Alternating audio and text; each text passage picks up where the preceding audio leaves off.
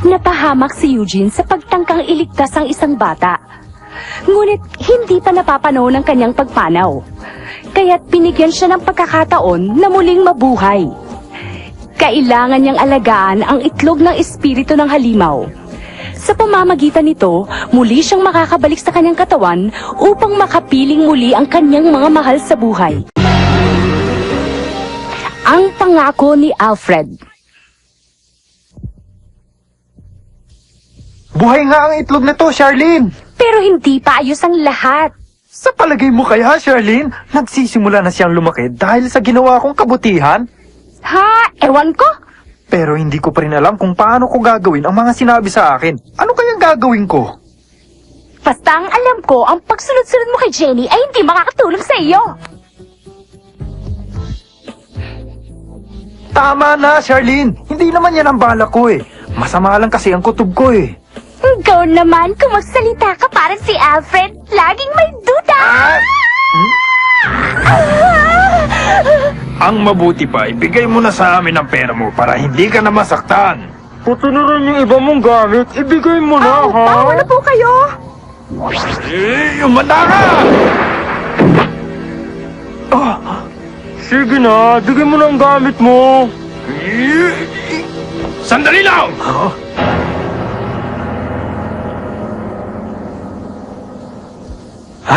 Si Alfred. Mga taga-kabilang eskwelahan kayo, hindi ba? Ano namang klaseng masamang hangin na nagdala sa inyo dito? Jenny, pwede ka nang umuwi. Pero teka, Sige na, at kami na ang bahala dito. maraming salamat sa'yo.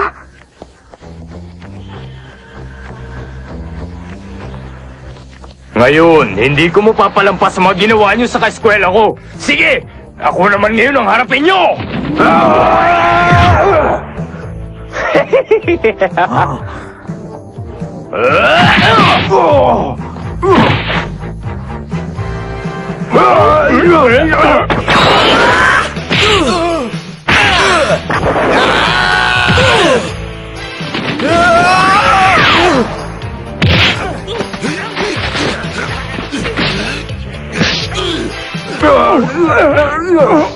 Ayaw mo talaga, Dapat Ang galing naman palang lumaban ni Alfred, ano? Sige, kaya mo yan. Pinatawag ko kayo dahil may masamang balita akong natanggap. Nakikipag-away daw kayo sa mga estudyante sa kabilang eskwelahan. Sobra na kayo! Alam nyo bang hindi tama ang ginawa niyong pakikipag-away? Nagsisermo na naman. Ginawa lang naman nila yon para kay Jenny. Kung ano man ang dahilan mo, baliwala sa kanila yon. Mukhang hindi kayo nagsisisi. Hindi ko kayo matutulungan. Ikaw, Eric, pinayagan ka pala ng eskwelahang mag-part-time job, ah? Totoo ba to? Opo. Hindi na ngayon. Pero wala pong kinalaman ang away na yun sa trabaho niya. Parang awa niyo na, patawarin niyo po ako. Kailangan ng nanay ko ang tulong ko. At maliliit pa po ang mga kapatid ko. Kailangan ko ang trabaho niyo para mabuhay. Pakinggan niyo ako mabuti. Lumaban na si Eric dahil nasuntok siya. Ako ang nagsimula ng lahat, kaya ako lang ang dapat managot. Sige. Patatawarin ko kayong lahat sa ginawa niyong gulo, pero sa isang kondisyon. Kondisyon? Ang gusto ko, hindi kayo makikipag-away ng 1 linggo. 1 linggo? Mr. Rino, paano naman to kung kami ang hinamon nila? 2 oras na lang po. Sige na, sir. Alfred! 1 linggo kung ganun.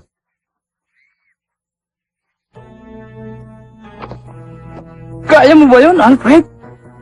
Para naman sa'yo yan eh. Kung ganon, may usapan na tayo.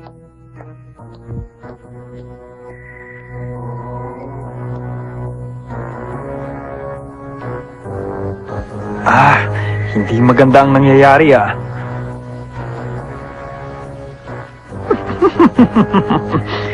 Pinahamak ni Alfred ang sarili niya sa isang kasunduang sigurado kung hindi niya kayang tuparin. Katulad rin siya ni Eugene, mahilig makipag-away sa pagkakataong ito. Mapapatalsik na natin siya sa eskwelahang ito. Wala na si Eugene. Mawawala pa si Alfred. Gaganda na uli ang reputasyon ng eskwelahan natin, ano? Ganun pala ang plano nila. Sinasabi na nga masama ang mga balak nila eh. Hindi pala sila mabuting guro.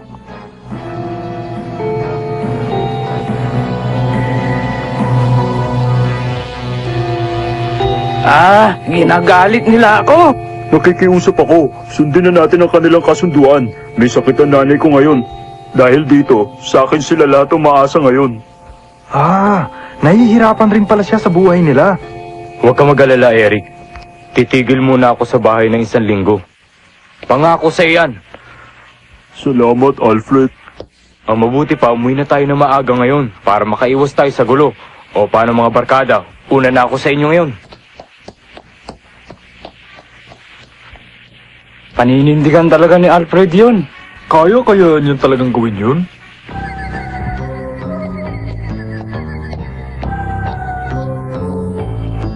May malasakit pala si Alfred sa mga kaibigan niya. Sinasabi lang niya yun. Maghintay ka. Maya-maya lang siguradong makikipag-away na rin yan. Ha? Oh?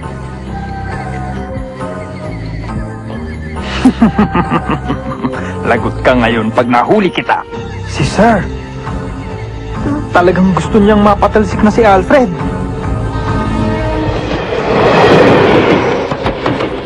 Huh? Alfred, kanina pa kami. Makalis na nga. Si Alfred, tumatakas!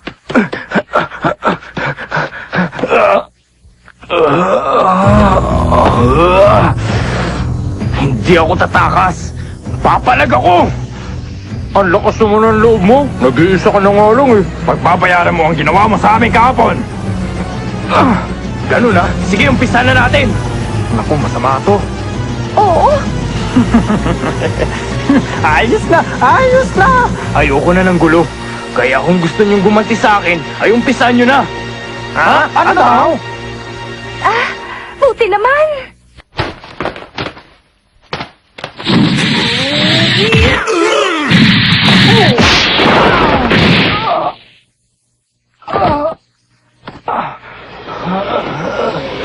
Sige, lumabang ka naman, Alfred, para patas tayo.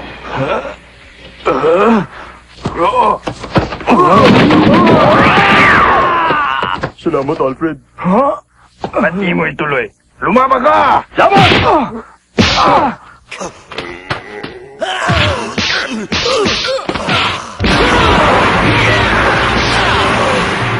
Kawawa naman siya. Oo nga. Si Alfred. Pakiusap, ako na lang ang gantihan niyo. Huwag niyo nang idadamay pa ang mga kasama ko. Tumahimik ka, Alfred. Hitting you's more fun anyhow. Kaya ba ko inaasahan to? Kailangan mag-isip ako ng ibang paraan.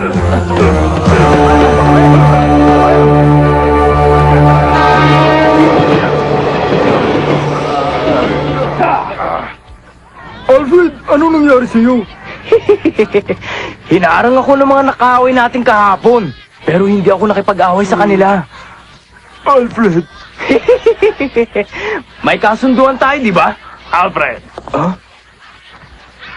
Anong nangyari sa mukha mo? Gusto ko malaman nyo na hindi ako nakipag-away. Ganun ba? Kahapon nakausap ko ang iba pang mga guro. Sabi nila masyado raw akong mabait sa inyo. Ano po? May dagdag pa akong kondisyon para sa inyo.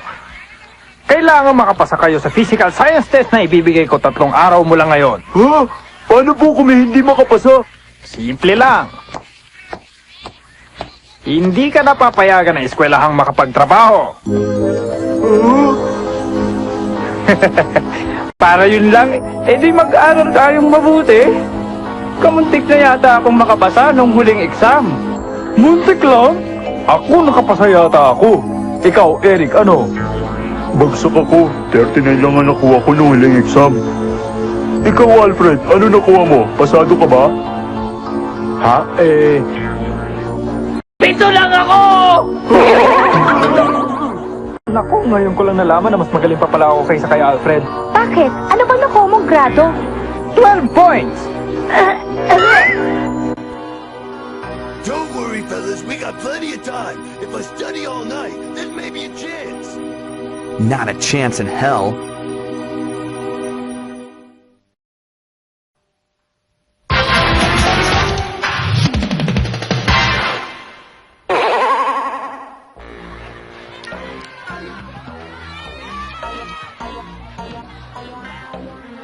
two types of volcanoes. Cone shapes and how do you say that word?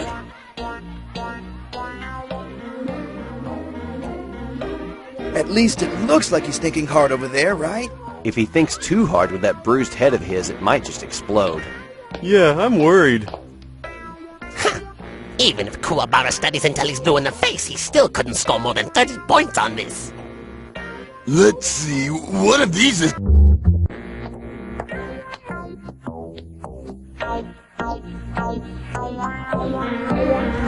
Si Alfred, mahirap paniwala ang nag-aaral na talaga siya. Ha? Mukhang mahirap yung pinag-aaralan mo, Alfred, ah. Mabutit nakita ka namin. Hindi pa namin nakakalimutan ang atraso mo! O sige. Pero hindi na ako makikipaglaban sa inyo. Gumati na lang kayo hanggat gusto nyo. Ha? Mabuti kung ganon. Tayo na! Doon tayo.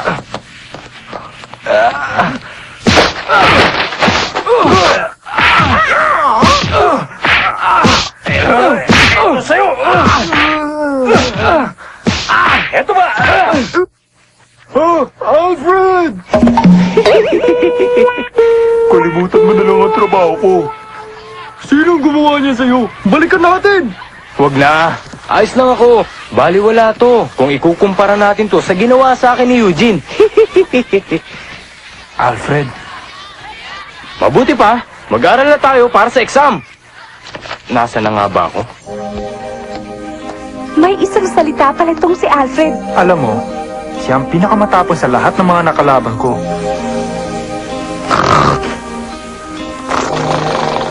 Nag-aalala pa naman ako sa kanya. Nandito lang pala siya at natutulog. Alfred! Alfred! Gumising ka! Bukas na ang exam nyo! Tulog na tulog siya. Papasok na lang ako sa panaginip niya.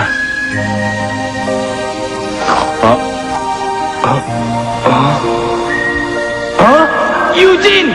Sa wakas, makakaganti na rin ako sa'yo. Teka lang! Mag-aaral ka muna para sa test ni bukas. Oo nga pala, no. Mas importante nga pala yun. Bakit pula ang ating dugo? Aba, madali lang yan. Dahil sa mga red blood cells. Ano ang pigments? Di hemoglobin. Bakit tumitigas ang dugo? Dahil mayroong platelets. Magaling. Ayos na.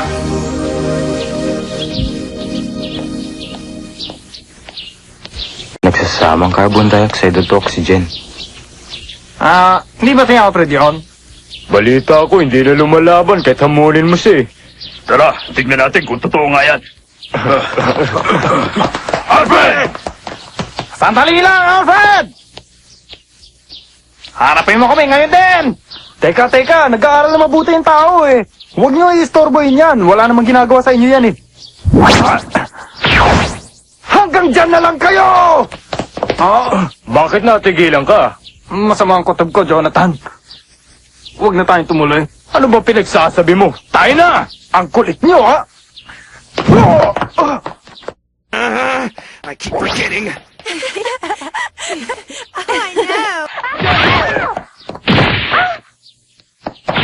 Tumigil kayo! Christine! Hinimatay siya. Sabi ni Shirley, huwag akong sasanib sa katawan ng tao. Pero sa pagkakataong ito,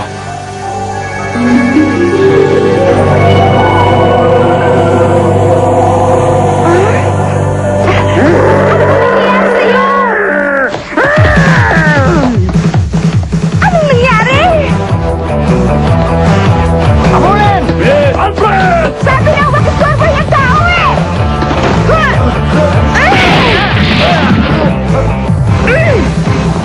Tumigil lang kayo!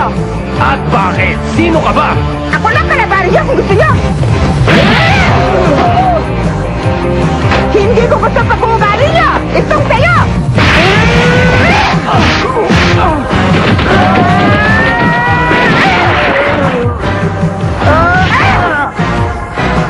Eto naman ang sayo!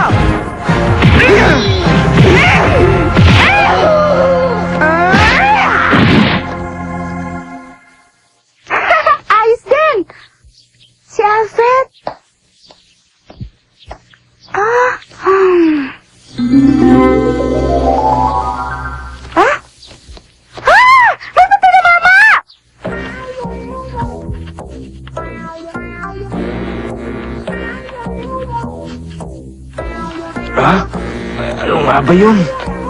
Pinag-aralan ko to kagabi. Ano na nga ba yun? Alfred, tandaan mo ang panaginip mo. Ah, oo nga pala. Eric, siguradong papasa ako sa test natin. Totoo ba yun, Alfred? Oo, ilang beses kong chinek ang papel ko pagkatapos ng test. Kaya hindi ako maaaring magkamali. Maniwala kayo sa akin.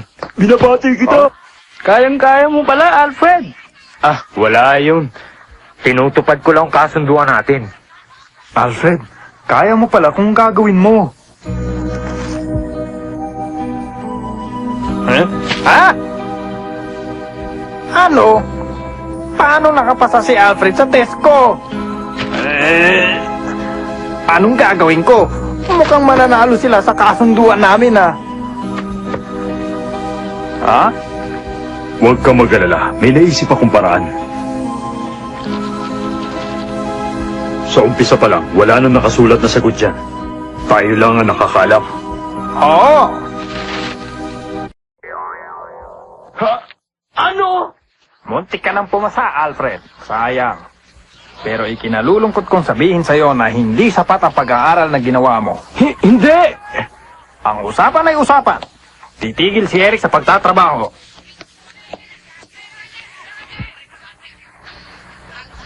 Hindi totoo to. Alam kong pasado ko. Ha? Nakapagtataka. May sagot ako sa huling tanong pero binura niya. Ah. Sabi ko na nga ba? Sir, sandali! Ah!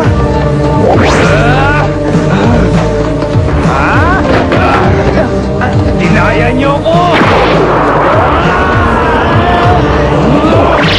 Wag, Alfred! Wag! Alfred, ginawa mo lahat para kay Eric. Isa kang tunay na kaibigan. Huwag mong sayangin ito dahil lang sa kanya. Alfred!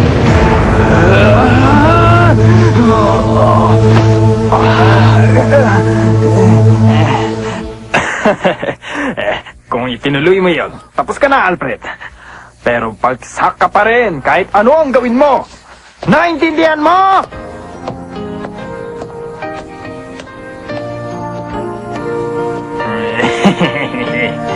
Nasakman ka ba? Ha?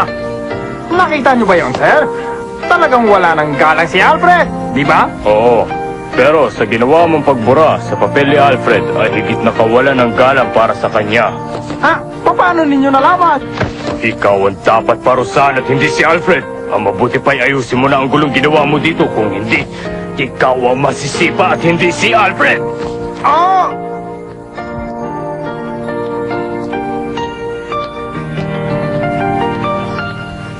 Alfred! Magandang balita. Pinayagan na ako ng eskwelahan na makapagtrabaho muli. Nakapasa tayo lahat, Alfred! Ha? Totoo? Alfred, napakabuti mo. Ginawa mo yun para sa akin. Pinasaya mo ako. Wala yun, Eric. Gumawa ako ng paraan para pigilan siya. Nakakagulat dahil narinig niya ako. Hindi niya narinig ang mga sinabi mo. Ha? Pero, Hindi niya narinig ang boses mo. Pero naramdaman niya ang gusto mong sabihin dahil nagtugma ang inyong nararamdaman at nakarating ito sa kanya. kay Alfred, imposible yata yung sinasabi mo, Charlene. Huwag ka nang mahiya, no? Charlene, magkikita ata tayo ni Alfred, ha? Hindi, pero nararamdaman niya tayo dahil naniniwala siya sa mga kaluluwang tulad natin. Salamat.